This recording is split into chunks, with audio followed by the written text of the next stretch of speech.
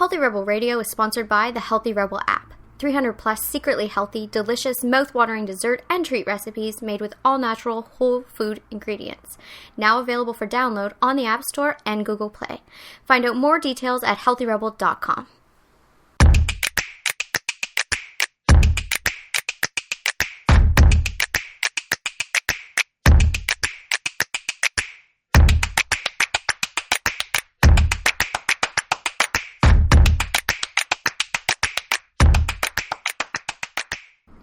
Welcome to Healthy Rebel Radio. I'm your host, Dr. David Deiser. I'm here with my Dami Health Healthy Rebel co-founder, Amy Lane. Good morning. Good morning. Just a few quick health and wellness stories to review today.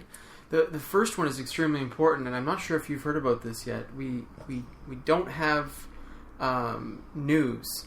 We don't have cable news, so we don't get some of these things that normally you'd just be bombarded with in the cable news.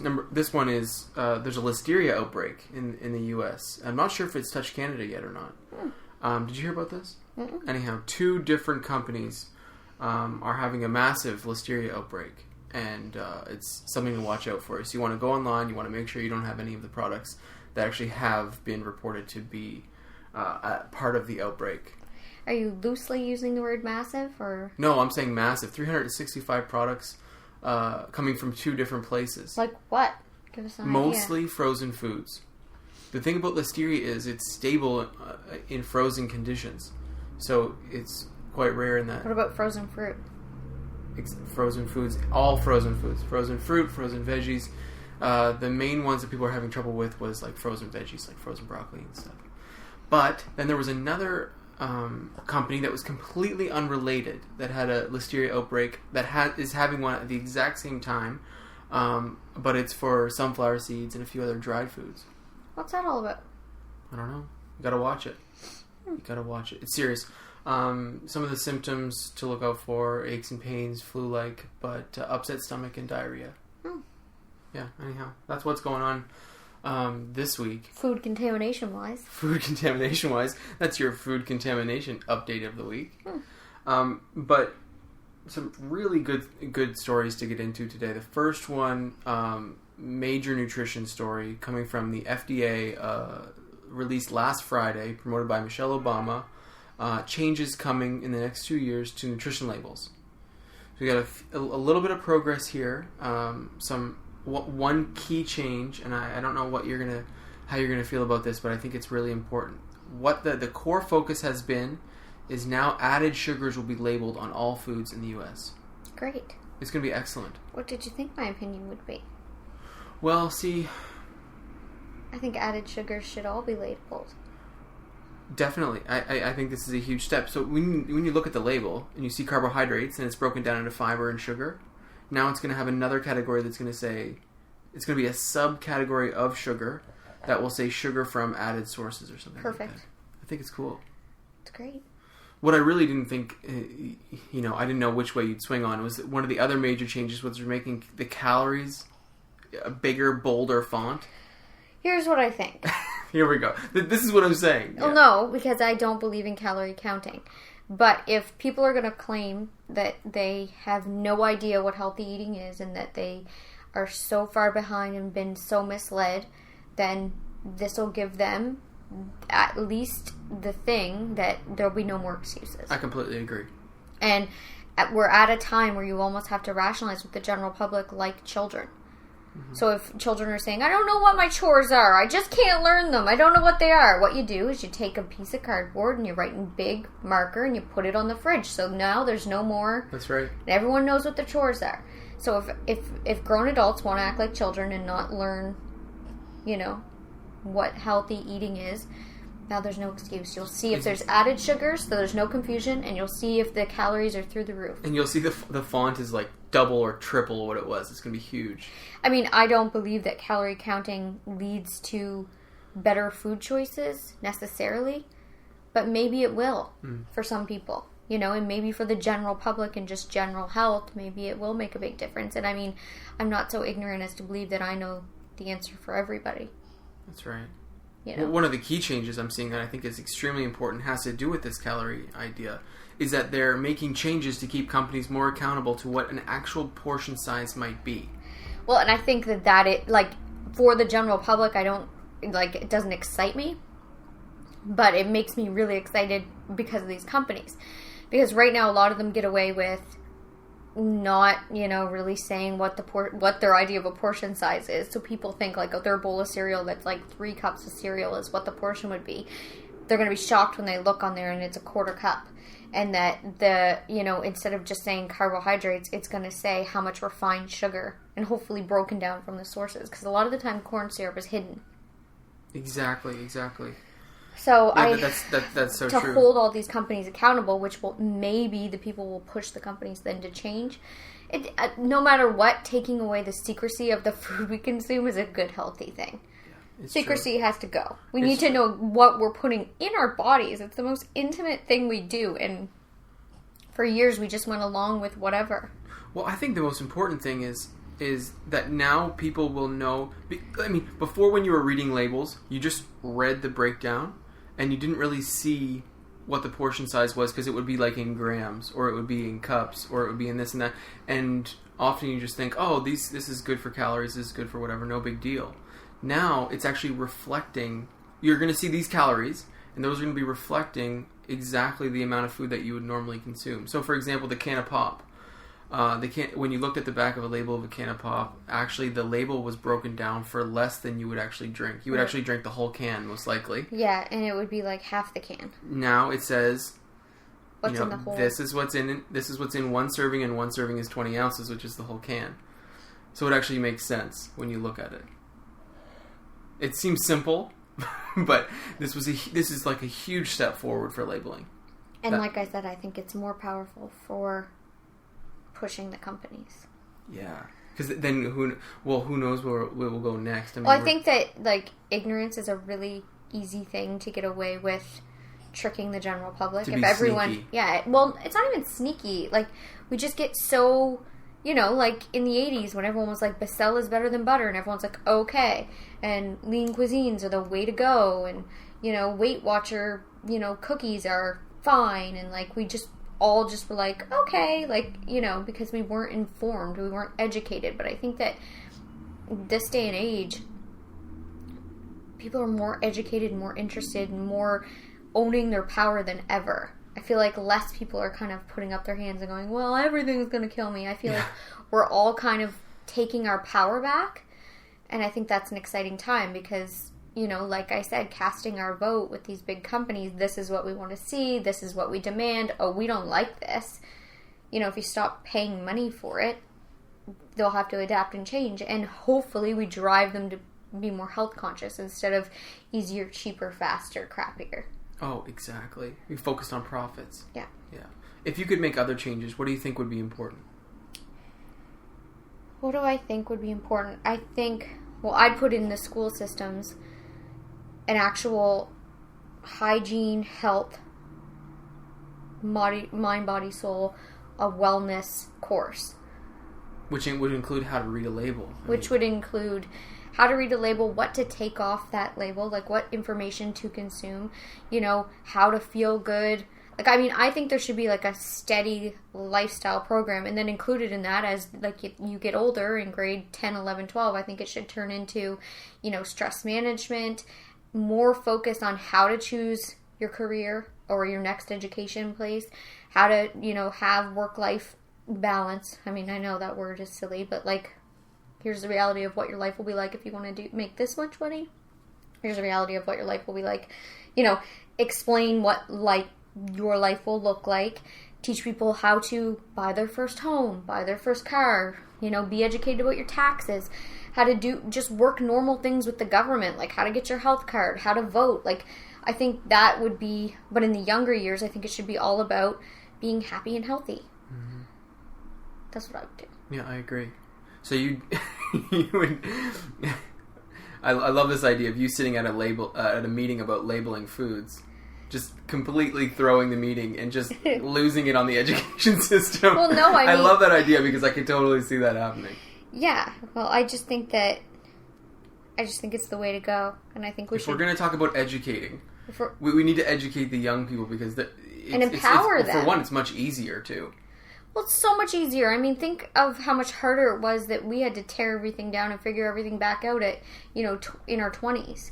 We had to tear our whole life down, our whole psychology down, our whole learning patterns, and then we had to discover the truth about everything. It was, it's tricky. Oh, especially in every aspect. Business and financial management, and that stuff should be taught to teenagers. It should. How to choose your job. Like, if you don't want to be the reality of what a lawyer is, then don't set these children up to take on the student loans and then the long process of becoming a lawyer that then they come out and go, oh, this is what being a lawyer is? Yeah. At 27 years old with, $150,000 in debt. They don't want to be a lawyer. Or that's just an example. There's lots, it's because I have a few friends that went through becoming a lawyer, and now they've spent 6 months being a lawyer, and then they all change professions, and they're all like, I didn't realize and it's not their fault.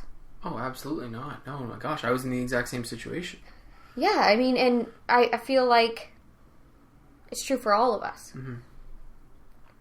I had no idea what my options were for university. No, I mean, I thought it's not laid out in a way that can be understood at that age. I was basically told, you could go to university and be a teacher, or you don't go and just go get, a trade. Yeah. Every place is a little different, and there's obviously opportunities are opened up or presented in different ways in different cities. But in a lot of places, it's literally like in grade 11 and 12, you're focused on English and calculus. You just go to a little job fair thing. Yeah, and you go to the job fair, and basically you just goof off.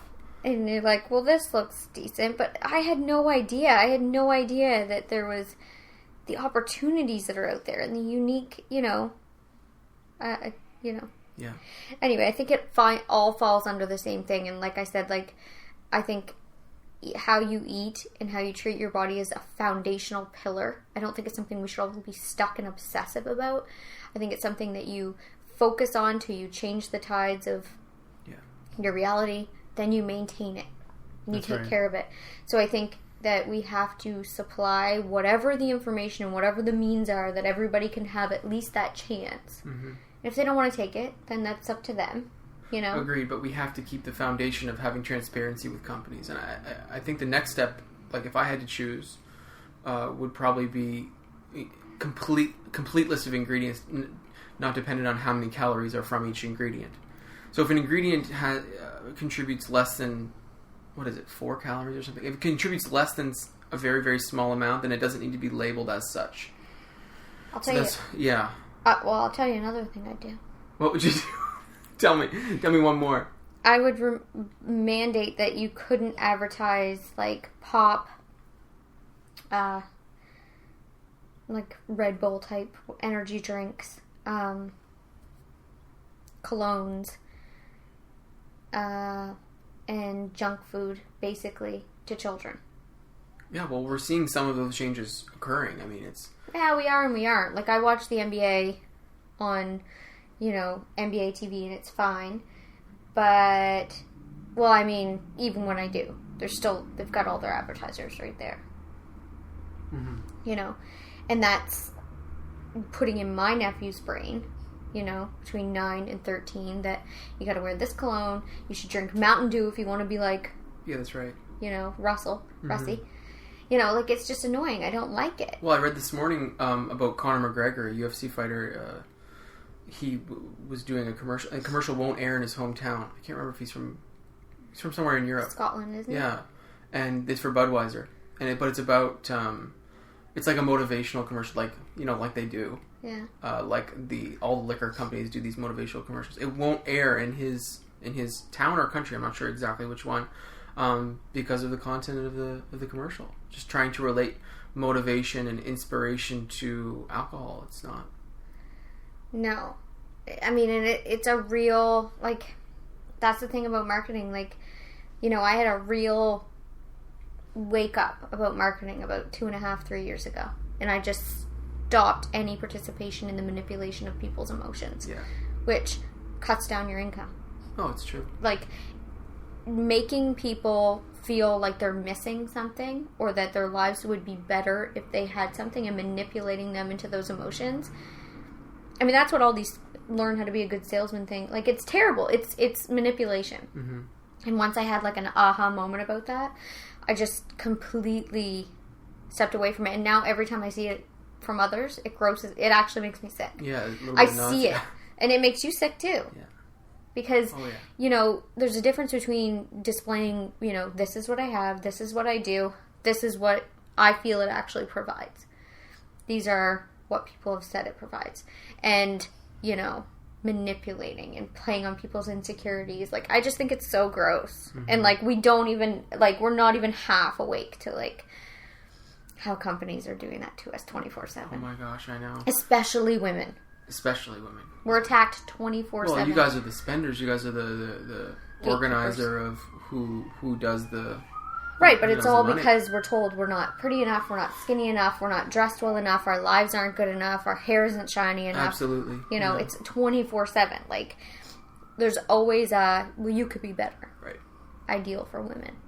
You just, you could be like the celebrity if you just use this conditioner. No, you'd have to live their life, have their trainer, go to their plastic surgeon, you know, you know what I'm saying? Oh, yeah. There's a difference between that and, all like... the things. And then explaining to a woman that she could feel completely free of all that noise and feel incredible on her own. Mm-hmm. So, you know. Yeah, so you just put it out there exactly what you do and what you feel like is the benefit of going this path. I put just my truth out that's there right, yeah. now. That's right. You know? I've got one more quick story to review, and this is a Canadian study. This one is... I thought it was interesting, but I think it answers some questions. You know that walk score on MLA or MLS.ca or the Realtor.com in the U.S. The walkability score. Yeah. You know this one I'm talking about? Don't we live in the most walkable neighborhood in the country? We do. Our score's like 98 or 100 or something. Yeah. Well, what they found was they studied a large group of people in Ontario, and they found that the people who lived in the areas that had the highest walkability or the top scores in that category compared with the people who had the lowest, the people who lived in the highest had 10% less diabetes and obesity compared with the lowest group. Yep. Love it. Walking is amazing. Just being in a neighborhood where you can run reduces your risk. Running and doing your errands. Like, we always think that now we have to have our Fitbit on and our shock absorbent sneakers and our Lululemons and, like, you know... Sorry, I almost spit my coffee thinking about you and shock absorbent. Yeah. Yeah, you know what I mean? Like, and we have to go stretch, and then we have to do this power workout and lunges and jump squats, and, you know, we have to be crazy. We've completely lost our minds that, like, that's great and awesome. But we can also achieve wellness and health and maintain weight loss and build muscle and...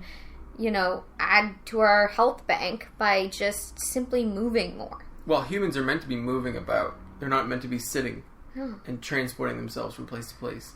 No, and I mean, our lifestyle since we've moved here, we moved from a situation where we had to drive, 2 to 4 hours per day, commute-wise, to now we use our vehicle, maybe once a week. Maybe. And we walk and do physically a lot of our errands, and just little things turn into workouts. Like, we had some things shipped to us, so we walked down to the post office, and then we had to carry it back. And I mean, it's like you work your biceps and your legs. Like, you're on the go all the time. That's right. And it feels so good. Just stacking your deck and putting yourself in that situation where you have a place with a higher walkability score, you're going to reduce your risk for these conditions. Yeah. It's cool. Mm-hmm. It's cool. Yeah. Oh, it's so great. But I mean, you don't have to live in a place with a high walkability score. But it intrinsically happens if you do. But you absolutely don't need to. No, I mean, it becomes just here. It's like it would be more hassle for us to drive and pay for parking, and it actually would take longer a lot of the times. Yeah. But you can walk and do some errands. Mm-hmm. For sure. I thought that was a cool study. Yeah, that is. That's Healthy Rebel Radio for today. Thank you so much for listening, and have a great day. See you. Healthy Rebel Radio is presented by the online health and wellness center, DamieHealth.com. Since 2009, Amy Lane has successfully coached thousands of women through her signature program, the Bikini Body Program. Join today to work exclusively with Amy to unveil your greatest yet to be from the inside out. Go to DamieHealth.com for more information. Thank you for listening to Healthy Rebel Radio. Please connect with us on our community pages on Facebook, Pinterest, and Instagram, all at the handle @DamieHealth. For weekly recipes, articles, and all our episodes straight to your inbox, join our newsletter at damiehealth.com. You can find all the links discussed in today's episode in the show notes. Thank you for joining us, and see you tomorrow.